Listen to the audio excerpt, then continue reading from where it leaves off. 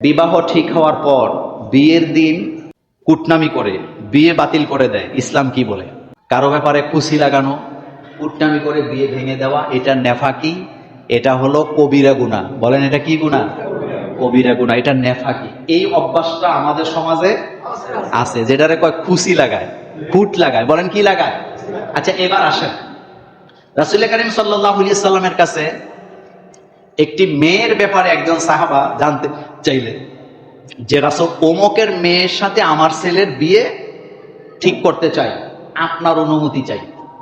আল্লাহ রাসূল বলেন, মেয়ে খুব ভালো, মেয়ে খুব ভালো, দিনদার। লোকটা চলে গেলেন। মা আয়েশা রাদিয়াল্লাহু আনহা বলেন, রাসূল, মেয়ে ভালো, মেয়ে দিনদার, কিন্তু মেয়ের একটা সমস্যা আছে, সেটা হলো মেয়ের চোখ একটা টেরা। বলেন, টেরা চোখ আছে না? আল্লাহ রাসূল হাসি দিয়ে বলেন, আয়েশা, টেরা চোখ দোষের কিছু না, যার চরিত্র ভালো সে আল্লাহর কাছে ভালো। টেরা চোখ বানাইছে কে? আল্লাহ বানাইছেন। আচ্ছা, এবার একটা বাস্তবতা দিয়ে বুঝাই, সেটা হলো ঢাকা থেকে এক গাড়ি লোক আসছে, ঝুমুরের কারো মেয়েরে দেখতে আসছে। গাড়িটা স্কেলে থামছে, দোকানের সামনে একজনকে পাইছে। পাওয়ার পরে একজনকে জিজ্ঞেস করছে, আমরা তো ঢাকা থেকে আসছি, উমুকের বাড়িতে যাব, বাড়িটা কোন দিকে? তা আমাদের আবার অভ্যাস ভালো, বাড়ির ঠিকানা জিগাইলে জিগায়, কি লিগাইছেন? হ্যাঁ জিগাইছে বাড়ির ঠিকানা। হ্যাঁ, বাড়ির ঠিকানা এখনো কয় নাই, আগে জিগায় কি লিগাইছেন? কয় আমরা তো আসছিলাম, ওনার নাকি একটা মেয়ে আছে, মেয়েটা একটু দেখতে আইছি। এখন উনি কয়, ও আচ্ছা আচ্ছা, যান যান, ওই যে সামনের বাড়ি, মোরসা যাবেন, মোরসার থেকে বামে বাড়িটা, তবে যান, অসুবিধা নাই। মেয়ে দেহি, মেয়েটা চিনি তো, সারাদিন খালি রিক্সা দিয়ে দেহি পোলা ভাইনের লোকে ঘুরে। এরকমের খোট লাগাই না দুই একজন ঝুমুরে নাই? না না, নাই নাই। আচ্ছা, এখন বলেন তো, এই যে খুঁটটা লাগাইলো, সে কি নিজের ভালো করলো না ক্ষতি করলো? কথাটা শুনেন, উনি যদি বলতেন যে ভাই আপনারা অমুকের বাড়িতে আসছেন, বাড়িটা ওই জায়গায়, তো কেন আসছেন ভাই? তো তারা যদি বলতো আমরা ওনার একটা মেয়েকে দেখতে আসছি, তো উনি, আপনি যদি বলতেন যে ভাই আমাদের ঝুমুরের সব মেয়ের আলহামদুলিল্লাহ ভালো, মেয়ের গায়ের রং টং দেখেন না, মেয়ের বাপ ভালো, আমাদের সমাজ খুবই ভালো, আমরা খুব মসজিদ মাদ্রাসার পাগল, আমাদের এখানে আমরা দলবদ্ধভাবে একতাভাবে থাকি, মেয়ে কিন্তু খুব ভালো, সুতরাং অন্য দিক যাই হোক মেয়ে কিন্তু একটা ভালো পাইবেন, এই কথাটা বললে আপনার ঝুমুরের সম্মান বাড়তো নাকি কমতো? তো এখন তুই করে বলা লাগে, তোর মতো নষ্টা মনের মানুষ দুনিয়াতে আর আছে? তুই যে আরেকজনের মেয়ের বিয়ে ভাঙতে চাস, তোরও তো মেয়ে আছে, আল্লাহ না করুক তুই যে আরেকজনের সংসার ভাঙস, আল্লাহ চাইলে তো তোর সংসার, তোর মেয়ের সংসারও ভাঙিয়ে দিতে পারে। সেজন্য বিবেক খাটাইয়া চলবেন। রাজি আছেন তো? এটা নেফাকি, এটা মারাত্মক অপরাধ। বিয়ে যেন আপনার কারণে ভেঙে না যায়, হাসরের মধ্যে আপনি ধরা খাবেন। গরিবের ছেলে, আমার মাসিক ইনকাম 15 থেকে 18,000 টাকা, কিন্তু এই ইনকাম আমার স্ত্রী খুশি না, আমার সাথে খারাপ আচরণ করে, আমার করণীয় কি? দেখেন, 15 থেকে 18,000 টাকা কি খুব কম টাকা?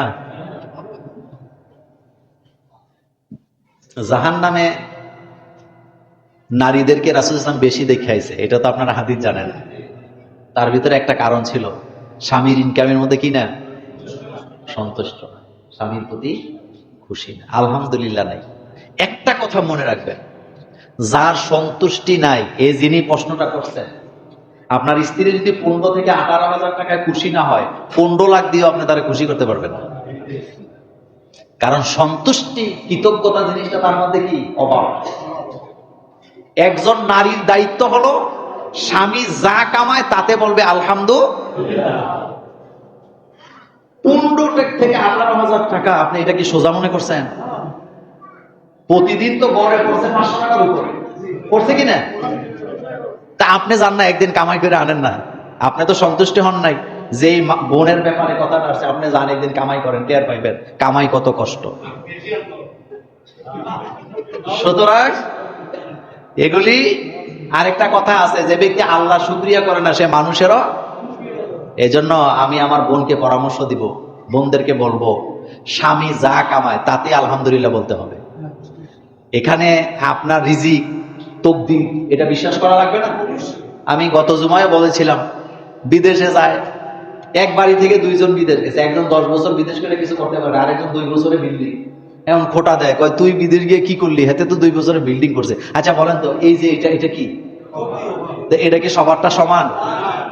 আশ্চর্য ব্যাপার, সবারটা সমান? এক একজনকে আল্লাহ এক এক মর্যাদা, ফাদ্দালনা বা'দাহুম আলা বা'দ, এক একজনকে আল্লাহ এক এক মর্যাদা দিয়েছে, এক এক জায়গায় এক এক মর্যাদা। আপনি যে অটো যে চালায়, আমি তো বুঝি না অটো কেমনে চালায়, আমার যদি চালাইতে দেন এটা খালে যাবে, কিন্তু আবার যে অটো চালায় তার কাছে এটা কি সহজে। রোবেলে গাড়ি চালায় রাইতে দিনে, আমি মাঝে মাঝে চিন্তা করি যে গাড়ি চালায় রাতের পর রাত, দিনের পর দিন, 700-1500 কিলোমিটারও চালায়, যদি আমারে দিলে তো 10 মিনিটও পারতাম না আমি, কারণ এই যোগ্যতা আল্লাহ আমারে দেয় না। সুতরাং এটা এক একজনকে আল্লাহ এক এক রিজিক। আর আপনি যদি 15-15-18 হাজার টাকা আপনার স্বামীর ইনকামে খুশি না হন, তাহলে এখানে আপনার তকদিরও তো জড়িত, এলে তো তাইলে তো আপনিও দায়ী, কথা ঠিক না? কারণ এখানে আপনার রিজিক আছে না, আপনার সন্তানের রিজিক আছে না, তাহলে আপনার রিজিকের সমস্যা। যদি এটা আমরা বলতে কি চাই না, এটা বলা আমাদের কাজ না, সন্তুষ্ট থাকতে পারে। 15,000 টাকা কম না, এটা বিশাল টাকা, এটা দিয়ে একটা সংসার দিব্যি ভালো চলতে পারে। প্রথম কথাই হলো, আপনার স্ত্রীকে আপনি ইসলামের দিকে ধাবিত করুন, আল্লাহর দিকে মুখাপেক্ষী করেন, তাকে বুঝান যে দুনিয়া আমাদের কি না, শেষ না, আমাদের আখেরাত লাগবে। আমাদের কি লাগবে? ডাক্তার যদি কোম্পানির ওষুধ লিখে দেওয়ার বিনিময়ে টাকা নেয়, এটা শরীয়তে হারাম বা ঘুষ বলে বিবেচিত হবে কিনা? শুনেন, একটা মজার প্রশ্ন। ডাক্তার, আমাদের দেশে ভালো ভালো ডাক্তার আছে, কথা কোন আছে? সব ডাক্তার খারাপ এটা চিন্তা করার কোনো কারণ নেই। এখানে 2টা বিষয় মনোযোগ দেন। 1 নাম্বার, ডাক্তার যদি টাকার বিনিময়ে অথবা কোনো উপটোকনের বিনিময়ে কোন কোম্পানির, নির্দিষ্ট কোম্পানির ওষুধ লিখে, এটা ঘোষ হবে, হারাম হবে। কি হবে? ঘোষ হবে, হারাম হবে। কারণ এই ডাক্তার নিজেও জানে না এই ওষুধের মান কতটুকু সঠিক আছে। একজন ডাক্তার রোগীর জন্য সর্বোচ্চ ভালো কার্যকরী ওষুধটা লিখবেন, এটা ওনার উপরে দায়িত্ব, ওয়াজিব। ওনার উপরে কি ওয়াজিব। একটা কোম্পানি এসে ওনার অফার দিল যে আপনি আমাদের ওষুধ লিখবেন, আপনাকে এই দিয়ে গেলাম, আবার ভবিষ্যতে দেখা করব। কিন্তু ওই ডাক্তার জানি না ওষুধের মান কি। আমাদের দেশে যারা ফার্মাসিউটিক্যাল ব্যবসা করে সবাই কি ফেরেশতা? আমি, আপনারা জানেন, লম্বা সময় রেস কোর্সে ছিলাম। একজন আমারে বললেন যে বাদশা মিয়ার বাজারের আশেপাশে সিরাপ বানায়, বালতির মধ্যে কি বানায়? সিরাপ বানায়। এই অভ্যাস আমাদের সমাজে কি আছে? সেজন্যে ডাক্তারের দায়িত্ব হলো, তিনি প্রেসক্রিপশন করার সময় একটা ফিস নিছে না? এই ফিসটা হলো ওনার মেধার, ওনার সময়ে, ওনার শ্রমের বিনিময়ে উনি মেধা দিছে, শ্রম দিছে, সময় দিছে। আপনাকে প্রেসক্রিপশন লিখে টাকা নিবে, না জায়েজের কিছু নেই। কিন্তু তিনি যদি টাকার বিনিময়ে এমন কোম্পানির ওষুধ লেখেন যে কোম্পানির ওষুধের ব্যাপারে ওনার কোনো কি নাই, ধারণা নাই, তাহলে এটা ঘুষও হবে, এটা ওনার জন্য হারামও হবে।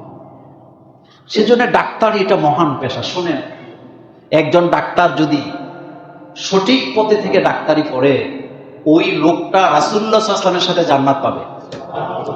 এই ব্যাপারে আরেকদিন একেবারে বাদলিল আপনাদের সামনে উপস্থাপন করব। রাসূল সাল্লাল্লাহু আলাইহি ওয়াসাল্লাম নিজেও একজন ডাক্তার ছিলেন, এটা আপনারা জানেন তো? রাসূল সাল্লাল্লাহু আলাইহি ওয়াসাল্লাম নিজেও একজন কি ছিলেন? ডাক্তার ছিলেন। আমি আপনাকে 100 হাদিস দিয়ে প্রমাণ দিতে পারবো রাসূল সাল্লাল্লাহু আলাইহি ওয়াসাল্লাম একজন ডাক্তার ছিলেন। রাসূল রোগীর চিকিৎসা করেছেন, এবং এই রাসূল সাল্লাল্লাহু আলাইহি ওয়াসাল্লাম আমাদেরকে শিক্ষা দিয়েছেন, রোগীদের সামনে নেগেটিভ কথা বলবা না, পজিটিভ কথা বলবা। রোগীর মাথায় হাত দিবা, দোয়া করে দিবা, রোগীর মন ভালো হলে অর্ধেক রোগ এমনি ভালো হয়ে যাবে।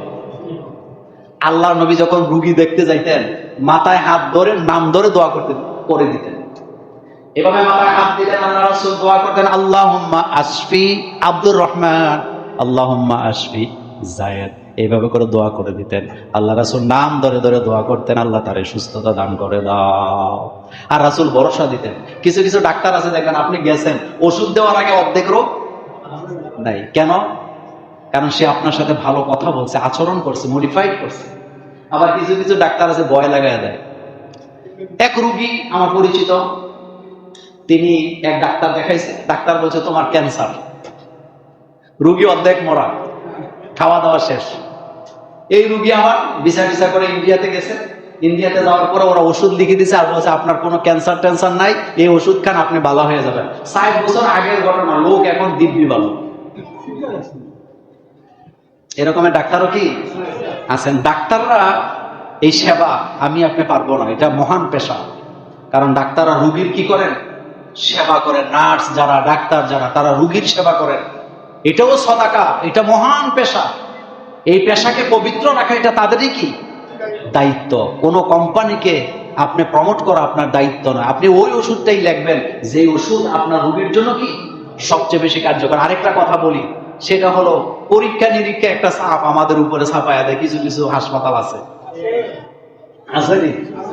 আবার দেখবেন, আমি নিজে দেখছি এগুলা, ওষুধ লিখে ফেলে আগে, পরীক্ষা দেয় পরে। আচ্ছা, আপনাদের বিবেক কি বলে, পরীক্ষা আগে হবে না ওষুধ লেখা আগে হবে? তা ওষুধ লেখার পরে পরীক্ষা দরকার পেটে, আপনারা ওষুধ লিখেই ফেলছেন। এগুলা চলে কিনা? এগুলোর দিকে খেয়াল করা দরকার।